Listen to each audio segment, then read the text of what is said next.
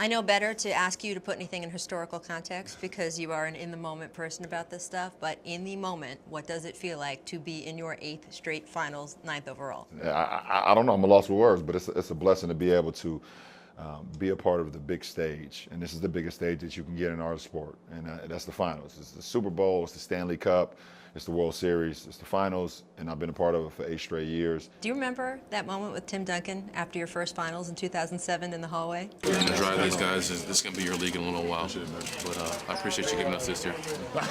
I will never forget that moment. At that point in time, obviously, I didn't want to hear that. You know, they had just swept us on our home floor, but, you know, the better team won, obviously.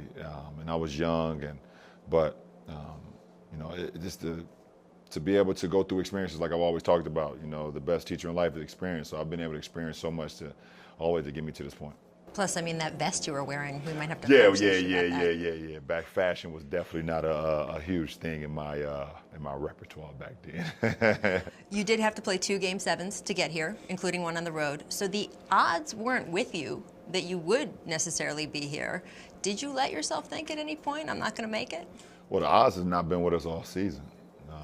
You know, even if you start back to the summertime when I felt like it was just bad for our franchise to be able to trade away our superstar, you know, point guard. Obviously, I wasn't part of the communications and know what exactly went on between the two sides, but I just felt like it was bad timing for our team to just get rid of our point guard, you know, and Kyrie Irving. So, you know, I felt like the odds was against us, you know, from the summer. We just had so many things going with our team. We shuffled in different lineups. We shuffled in different players. We made a trade at the deadline, and I can't sit here right now and say that that the finals was a part of my thinking. It was not. And even when you saw me at one point early in the season, I think it was in December or January, and you was looked at me like, okay, come on now, I know you, what you doing. And it's crazy because right before you seen me, I had already kind of hit that switch. I was like, okay, I'm not quite sure what we're going to do with this ball club. We're not playing good basketball, but you can't sell yourself short. But to sit here, I can't even lie to you, sit here and say will we be a part of the finals? I would be definitely lying to you if I said, yes, we would be in the finals in January or February. Yeah, you didn't think that was the case at all? It was at points where it was like, okay, will the Cavs even make the playoffs? You know, and I was like, okay, I'm not selling it for that conversation. Now, that's ridiculous. Now, I got to get into the postseason, and I've always said, if I get into the postseason, no matter if I'm a 1 seed or 8 seed, or in this case, a 4 seed, I believe that we can do something. And look at it, we did something. We did something. Now that you are here, you guys are not favored to win this title. In fact, the odds betting against you from Vegas are the worst they have been in 16 years, which means they are giving you even longer odds than your 2017.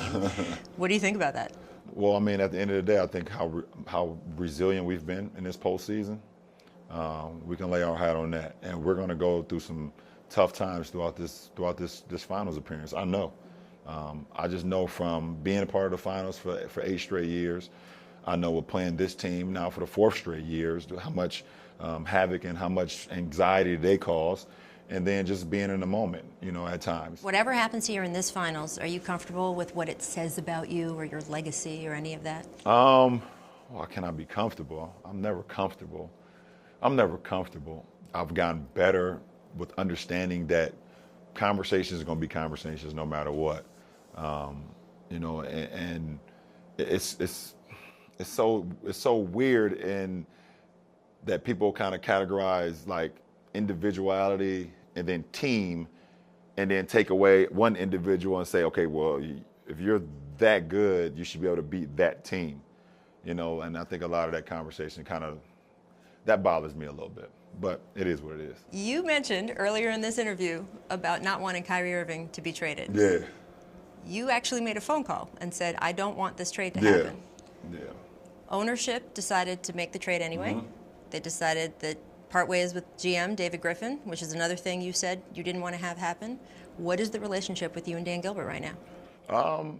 Well, I mean, our relationship has always been a working relationship. For me personally, I've always tried to do, you know, since I come back to this franchise, to try to put this franchise at a level that is always seen in a positive light. When you see the Cavs logo, I want you to think as a very prestiged and, you know, great organization. So, you know, it's not about, you know, me and Dan. You know, we have a great working relationship. You know, I think it's worked out for us both in these 4 years so far since I've been back. How much is ownership going to play a part in your free agency decision? I mean, we're going to see. We'll see.